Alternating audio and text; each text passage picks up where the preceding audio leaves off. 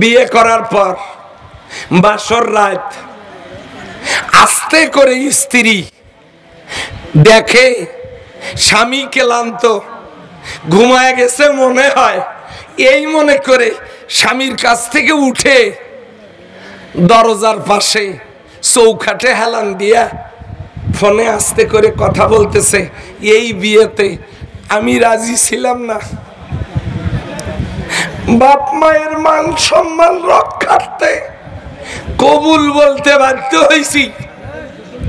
আসলে আমি তোমার, আমি একদিন পরে আসতেছি, দেখা করিও, তোমার সাথে কথা বলবো, আমি তোমার। স্বামী বেচারা বউ খাটে না পেয়ে আস্তে করে উঠিয়ে দেখে স্ত্রী বলতেছে, এই বিয়েতে আমি রাজি ছিলাম না, আমি তোমার, বাবার মান সম্মান রক্ষার্থে কবুল বলতে বাধ্য হয়েছি। এই কথা স্বামী নিজ কানে শোনার পর মহব্বত তো বাড়বে। এই দিকের লোকজনের তারা মনে করছে, আওয়াজ না দিয়ে মনে করছে ওইটুকুতে আর কি সমস্যা। এবারে আপনারা বলেন, মহব্বত কি বাড়বে? সংসার কি থাকবে? কি হবে? প্রথমে হবে মায়ের, তারপরে হবে বিচার, তারপরে হবে তালাক। কথা বলেন ঠিক কিনা? কথা কি বুঝছেন? স্বামীর ঘর করে, পরকীয়া করে আর একজনের সাথে, যদি ধরা পড়ে তাহলে যেমন বিপদ আছে, ঠিক তেমনি আল্লাহ বিনামূল্যে সূর্যের তাপ দেন, অক্সিজেন দেন, নিয়ামত দেন, খাবার দেন, জীবন দেন, সব দেন। আল্লাহর বান্দা হওয়ার পরে যদি দল করে শয়তানের, কিয়ামতের দিনে খবর আছে না না? তাহলে গোলাম হওয়া লাগবে কার? আল্লাহ। ধীরে বলেন, কার? আল্লাহ।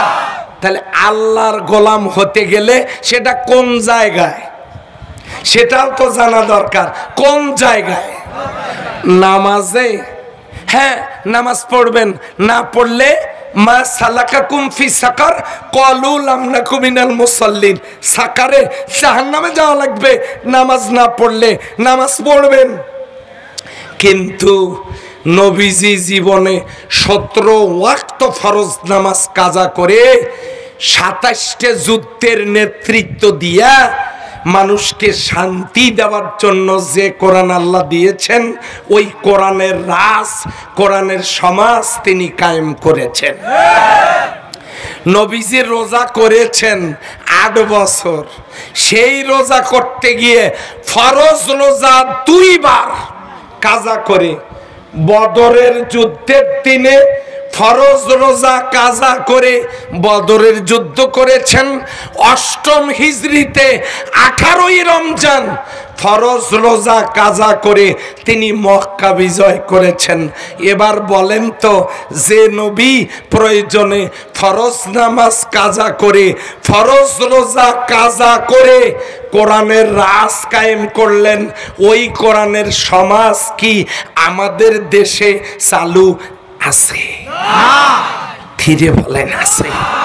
তাহলে এই কাজটা আমাদের করার দরকার আছে না নাই? আর এইটা না থাকার কারণে 53 বছর হলো দেশ স্বাধীন, দুর্নীতি বন্ধ হয় নাই, নারী নির্যাতন বন্ধ হয় নাই, খুন খারাপি বন্ধ হয় নাই, কেউ বন্ধ করতে পারে নাই। আর আল্লাহর বিধান যদি থাকতো, জমিনের খনিজ সম্পদ হাতের নাগালে পেতাম, কোনো বেকারত্ব থাকতো না, দুর্নীতি থাকতো না, অরাজকতা থাকতো না। এরপরে ঘুষ বাণিজ্য, চাঁদাবাজি, টেন্ডারবাজি থাকতো না, থাকতো না নারী নির্যাতন, থাকতো না বেকারত্ব, বৈষম্য।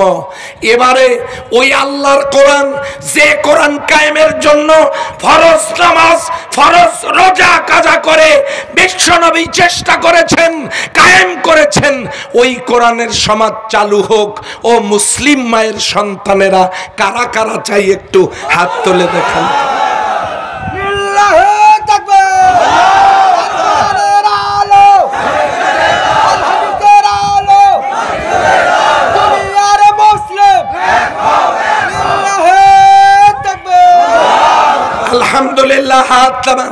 সম্মানিত হাজিরিন, এখন সেই দাসত্বটা হবে কোন জায়গায়? দাসত্ব হবে অফিসে, আদালতে, ব্যবসায় বাণিজ্যে, চাকরিতে, গাড়িতে, বাড়িতে, খেতে, খামারে, রাজনীতিতে, অর্থনীতিতে, সমাজনীতিতে, পরিবার নীতিতে, ইমানে, আমলে, কর্মে, নিয়তে, নামাজে, রোজায়, হজে, জাকাতে, রেডিওতে, টেলিভিশনে, ফেসবুকে, ইন্টারনেটে, পত্রিকায়, সব জায়গায় গোলামি হবে। আওয়াজ দিয়ে বলেন কার? এটা হলো আল্লাহর দাসত্ব, এটা হলো আল্লাহর দাসত্ব। আর যদি এইটা করা সম্ভব না হয়, তাহলে আল্লাহর কিছু আর একজনের কিছু, স্বামীর কিছু, প্রেমিকার কিছু। এটা যেমন পরকীয়া, আল্লাহর কিছু শয়তানের কিছু, এটাও তেমন শয়তানের সাথে পরকীয়া। তাহলে পরকীয়া ঈমান নিয়ে, ও ভাই, জাল টাকা ধরা পড়লে বিপদ আছে না নাই? কিয়ামতের দিন জাল মুসলমান ধরা পড়লে বুঝি বিপদ নাই? আছে। তাহলে এই জন্য আমাদেরকে কি অরিজিনাল হতে হবে না জাল হতে হবে? আমি আমার কথা শেষের দিকে নিচ্ছি, মা বোনদের জন্য কথা বলি। সেটা হলো, আমার মা বোনেরা, আপনাদের মর্যাদায় ইসলাম বাড়ায়া দিয়েছে। কিভাবে? পুরুষ মানুষ আদম আলাইহিস সালামকে আল্লাহ সৃষ্টি করেছেন জমিনের মাটি দিয়া, আর নারীদেরকে আল্লাহ সৃষ্টি করেছেন আল্লাহর জান্নাতে। কিরকম হিংসুক! নারীরা জান্নাতে সৃষ্টি হয়েছে, কৃপণতার কারণে সুবহানাল্লাহ বলতে পারল না। তাহলে নারীদেরকে আল্লাহ সৃষ্টি করেছেন জান্নাতে। গোটা কোরআনে পুরুষ জাতির নামে কোনো সূরা নাই। আল্লাহ নারী জাতির নামে একটা সূরা নাজিল করেছেন, সূরাটার নাম সূরা নিসা। আল্লাহ নারীদেরকে মর্যাদা দিয়েছেন। নারীরা জান্নাতে তৈরি, এই কারণে নারীরা সাজতে সাজাতে পছন্দ করেন। এই যে কোনো বাড়িতে যদি নারী না থাকতো, তাহলে আপনারা মিয়া 6 মাসের মধ্যেও মশারি তুলতেন না, মশারি তুলতেন না। মশারির ভিতরে ঢুকতেন সেজদা দিয়া, বের হতেন রুকু করিয়া। মশারি তো ফেলানোই লাগবে, তোলার দরকার কি? আপনারা তুলতেন না। এই যে গা থেকে কাপড় খুলে এই বাঁশের উপর, তারের উপর যখন রাখেন, মনে হয় জীবন্ত একটা বাদুড় লটকে আছে। খাবারের পরে তো জিন্দিগিতে কোনোদিন খাবারের প্লেটটা আমরা পরিষ্কার করি না। আরো কিছু দোষ আছে, ওটা আমি বলবো না, কারণ আমাকেও তো নিরাপদে বাড়ি যাওয়া লাগবে। শোনেন, আল্লাহ কিন্তু নারীদের মর্যাদা দিলেন। এবারে নবীজি কিভাবে মর্যাদা দিলেন? এক সাহাবী সে জিজ্ঞাসা করছেন, খেদমত করব কার? তোমার মার। তারপরে কার? তোমার মার। তারপরে কার? তোমার মার। তারপরে কার? তোমার পিতার। মায়ের কথা কয়বার বলেছেন? নবীজি বলেছেন, ওই ব্যক্তি ভাগ্যবান যে তার 2টা কন্যা সন্তানকে লালন পালন করে সৎ পাত্রস্থ করলো।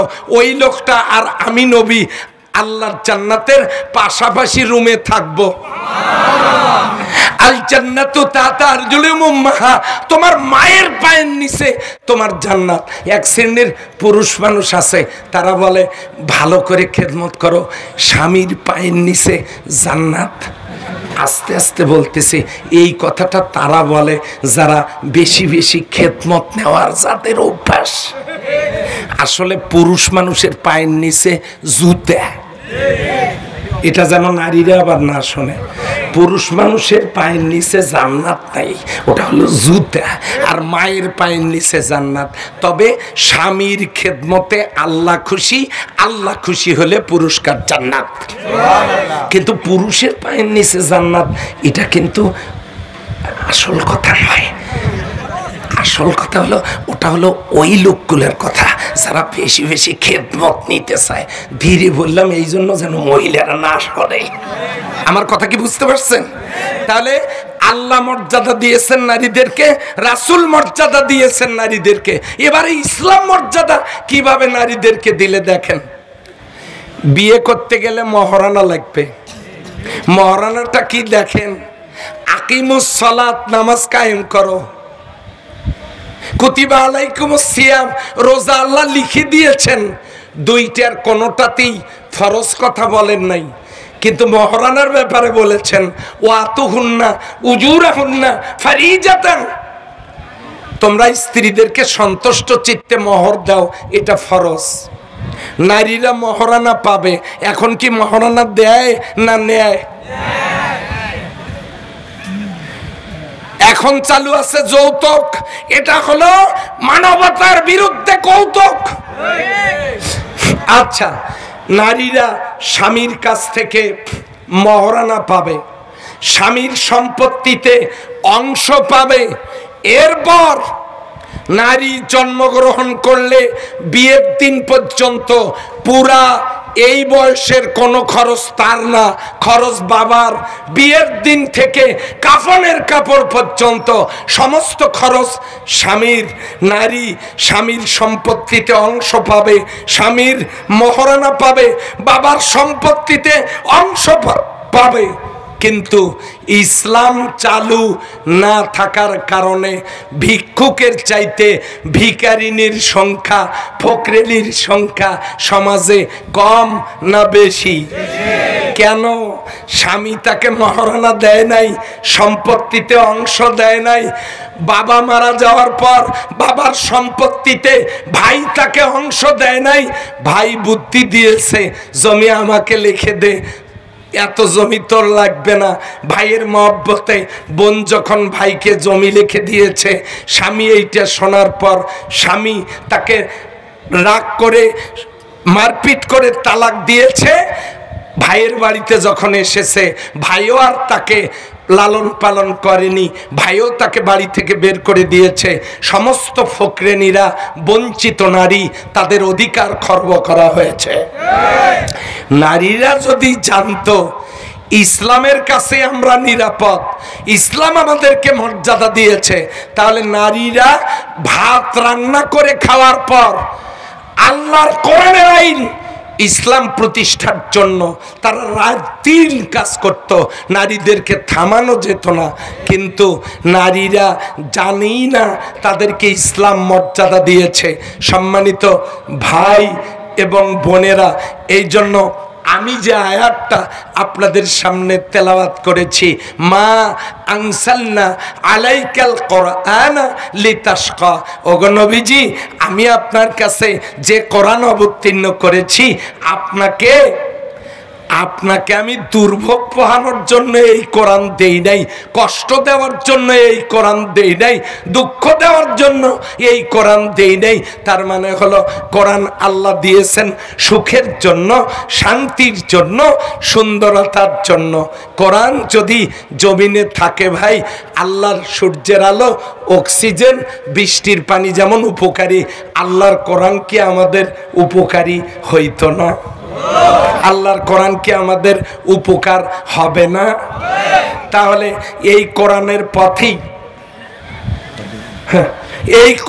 পথেই আমাদের থাকার দরকার। বলেন তো, আছে না নাই? ও ভাই, আমি কি কোনো দলের কথা বললাম, রাজনীতির কথা বললাম? তারপরে আমি কি আপনাদেরকে আপত্তিজনক কোনো কিছু বললাম? এবার আসেন, মান তাশাব্বা বিকওমিন ফাহুয়া মিনহুম, যার সাথে যার মোহাব্বত তার সাথে তার কিয়ামত। আপনার সম্পর্ক থাকবে যার সাথে, তার সাথে আপনার হাসর হবে। কিয়ামতের দিন কাতার হবে দুইটা, ডান কাতারের নাম হবে মাইবানা, বাম কাতারের নাম হবে মাশআমা। ডান কাতারে দল থাকবে 5টা, বাম কাতারে দল থাকবে 5টা। বাম কাতারে থাকবে ইহুদি নাসারারা, দলিল গায়রিল মাগদুবি আলাইহিম ওয়ালাদ-দাল্লিন। এই মাগদুব হলো ইহুদি আর দল্লিল হলো খ্রিস্টান। এরা থাকবে বাম কাতারে। যাদের সাথে ইহুদি নাসারাদের সম্পর্ক থাকবে, তারাও কিয়ামতের দিন থাকবেন বাম কাতারে। 2 থাকবে মুশরিক। মুশরিক কারা? যারা শিরিক করে। শিরিক করে কারা? ওমাল্লাম ইয়াহকুম বিমা আনসালাল্লাহু ফাউলাইকা হুমুল কাফিরুন জালিমুন ফাসিকুন। যে ক্ষমতা আল্লাহর, ওইটা আল্লাহকে না দিয়া অন্য কাউকে দিলে কি হয়? শিরিক হয়। সন্তান দেওয়ার মালিককে? জোরে বলেন। সিলেটে যান কেন? না না, আপনাদেরকে বলি নাই, এটা তো আমি ওই থানার কথা বলছি। সিলেটে যান কেন? অসুখ হলে ভালো করার মালিককে? তাহলে ডাক্তারকে গিয়ে বলেন কেন আপনার ঔষধে আমার হাইব্রিড বাচ্চা সুস্থ?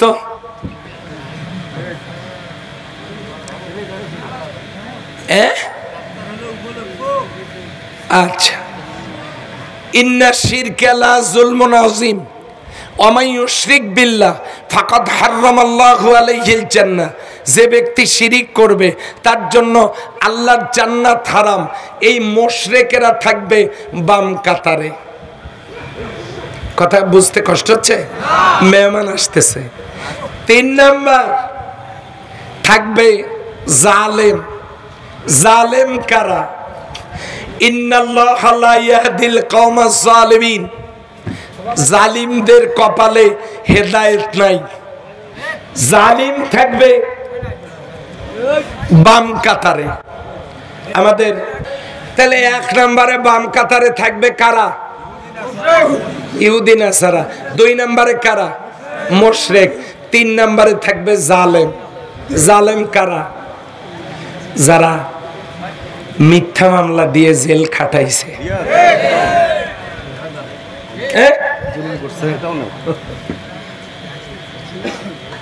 আমাকেও মাত্র 3 বার নিয়ে গেছে। কয়বার? 3 বার। আচ্ছা আচ্ছা, নিয়ে গেল, যাক, ওটার বিচার আমি দিচ্ছি না। আমি শুধু বলতে আসছি, খালি এই যে মিথ্যা মামলা দিয়ে জেল খাটায় যারা, তারাই জালেম না। আর একজনের জমি যারা জোর করে দখল করে আছেন, না না, ওরকম লোক পীরগঞ্জ নাই, ওটা নদীর ওই পাশে আছে। আচ্ছা, বিয়ে করেছেন, স্ত্রীকে যারা মহারণা দেন নাই, নাকে রুমেল দিয়ে ঠিকই গেছেন মুনকির নকির সাথে নিয়ে, এক পাশে এক দুলে ভাই আর এক পাশে আর এক দুলে ভাই। মহারণার কথা, মহারণা কত? দুলে ভাই বলছে 3 লাখ। নগদ কত? নাক ফুল। ওই যে বিয়ে করে নিয়ে এসছেন নাক ফুল দিয়ে, বাকিটা আইজো বাকি যারা দেন নাই। বাবা মারা গেছে, বোনকে যারা সম্পত্তিতে অংশ দেন নাই।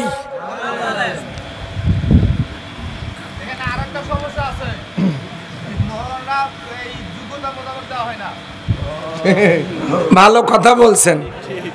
এই শোনেন, আর এক জালেম কি?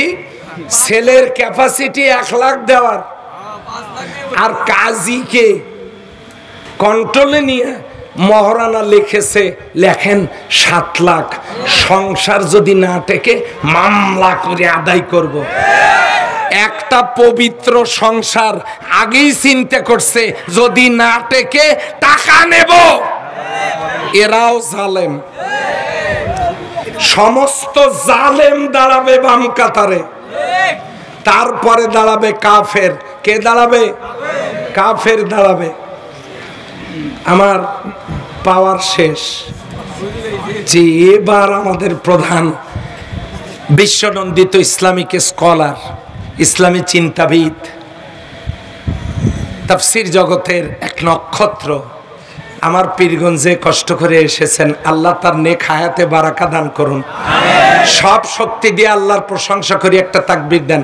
নারায়ে তাকবীর, লিল্লাহি তাকবীর। আল কোরআনের আলো, প্রধান